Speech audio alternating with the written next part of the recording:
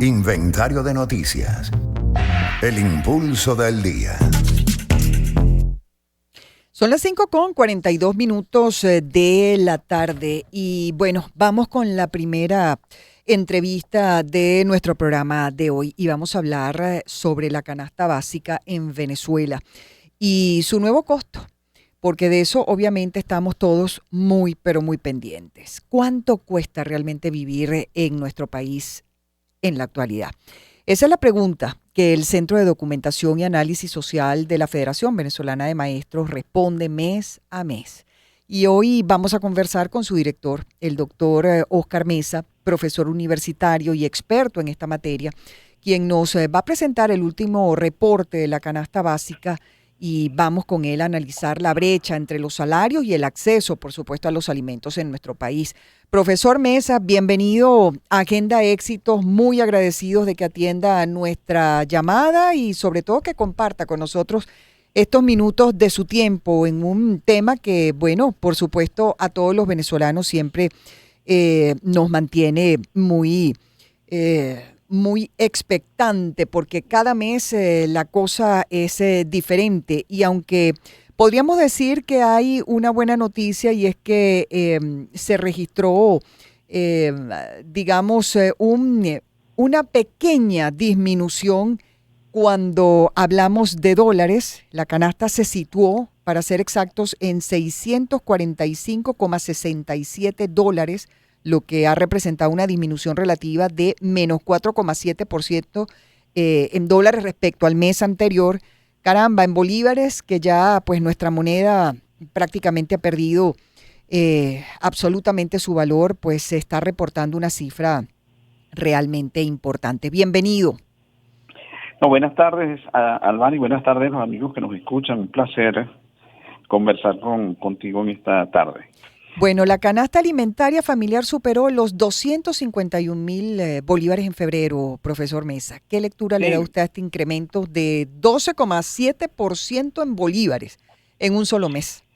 Bueno, fíjate, si lo relacionamos con cuál fue la variación del tipo de cambio en febrero, y estamos hablando del tipo de cambio oficial, pues la tasa BCB, como se conoce, fue 13,63, prácticamente 14. Como tú verás, 12,7% está muy cerca. Eso lo que quiere decir es que lo que los precios están reflejando y siguen reflejando, entre otras variables, no solamente esa, pero una de las más importantes está la variación del tipo de cambio. Sí.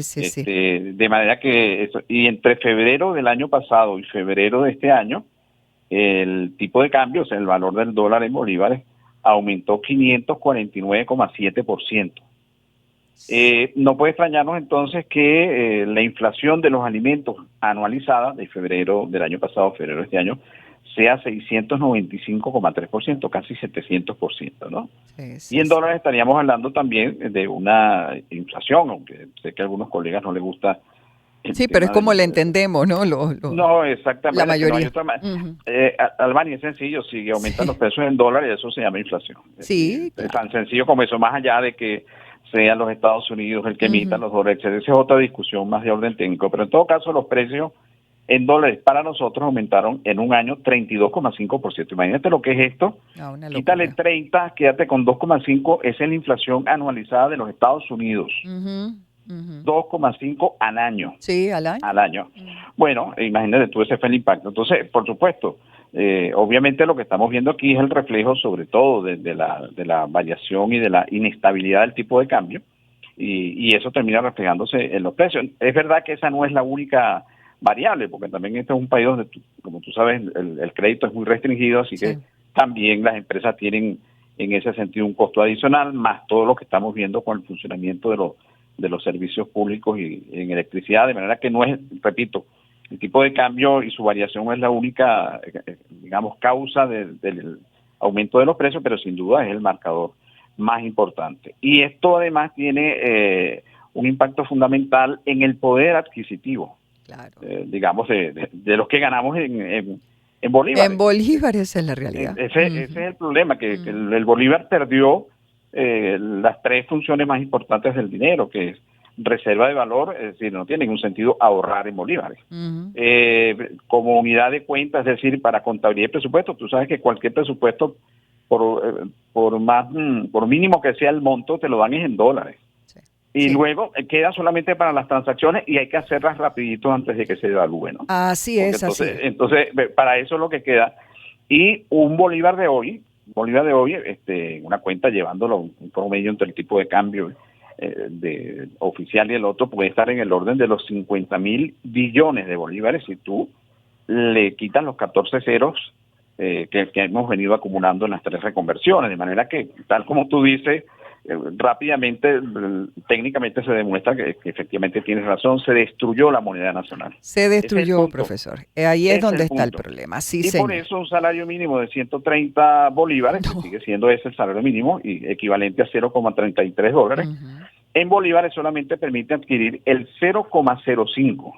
Repito, para que no haya equivocación, no es el 0,5, que pudiera redondearse a 1, no. 0,05. 0,05. De manera que el déficit prácticamente todo 99,95 y por eso se necesitaban en febrero 1.937 salarios mínimos o 3.4 bonos de guerra más el cesta ticket para los que ganan eso, que estaría en el orden de los 190 dólares en los bonos, o 4.40 bonos de guerra, que es lo que le dan a los jubilados, del sector público. Porque los pensionados solamente lo que nos aumentaron ahora en estos días fueron 10 dólares. No, Es decir, nos es daban un increíble. bono de 50, nuestra pensión es de 0, bueno, ya no es de 0,33, hoy debe estar en 0,20 aproximadamente centavos de dólar. Y lo que nos aumentaron fueron 10 dólares para llevar el bono de guerra, también como se llama, de 50 a 60. Y un pensionado, si me permite nada más que para que tengamos idea, porque un pensionado en el mes de febrero gastó 219 dólares, 12 centavos en alimentación nada más. Solamente. O sea que si Y necesita algún tratamiento médico, comprar las medicinas, o sea, tiene que no, escoger entre una cosa u otra. En salud gastó Ujú. 49,51 y eso es lo que quiere decir que el 82,85% del gasto mensual del caso de un pensionado como el que estoy describiendo, se fue, repito, en alimentación.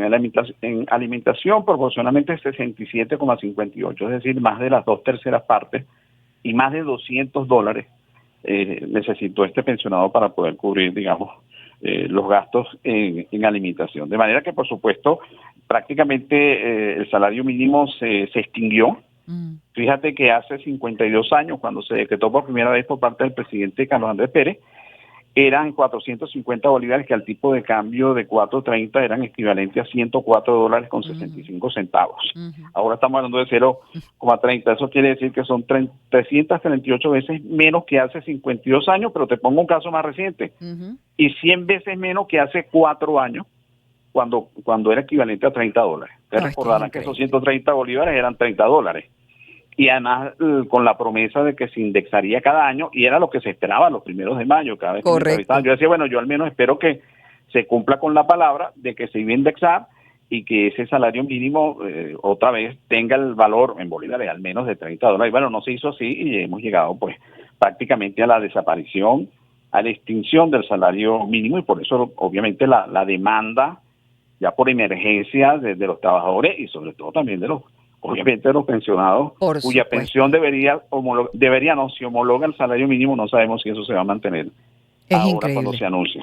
Es increíble. Ahora, le pregunto, porque el poder de compra es inexistente, profesor. Usted menciona que el poder adquisitivo real es de apenas 0,05%. En términos sencillos para el oyente, y yo lo estoy escuchando también porque créame que también quiero entender.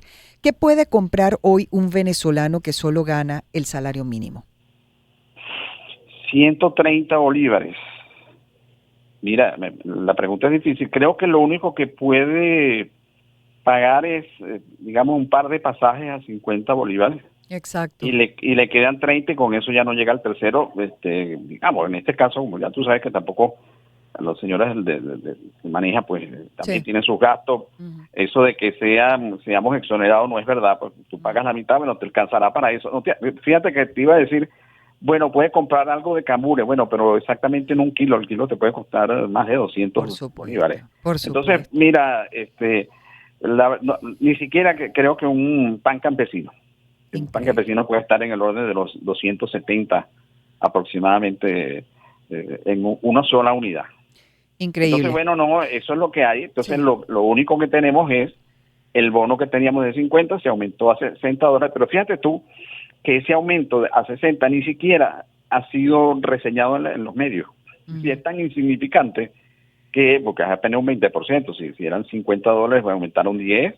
Bueno, repito, el gasto de este pensionado fue $324.25 y no estamos hablando aquí ya de un supuesto. En el caso de la canasta, podemos decir que está concebida para una familia de 5 miembros. Eso es un modelo. No, en este caso del pensionado te estoy diciendo que es sobre la base de factura sobre factura, gasto real.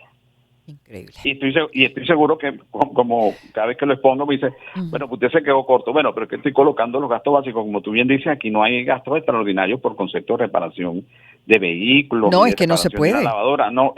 Eso es otra cosa. Eso ya tú sabes cómo funciona eso con la familia. Bueno, no sé, o te quedas sin el aparato. Sí, claro, no puedes prescindir. Claro, pues se va la luz, los bajones, entonces se daña la nevera. ¿Cómo se paga para arreglar esa nevera? Que sabemos los costos también y cobran en dólares. ¿De dónde se sacan? Pero le pregunto, porque lo más preocupante de todo es la seguridad alimentaria, profesor. ¿Podemos hablar formalmente de una crisis de inseguridad alimentaria severa en la mayoría de los hogares venezolanos según los indicadores del Sendas?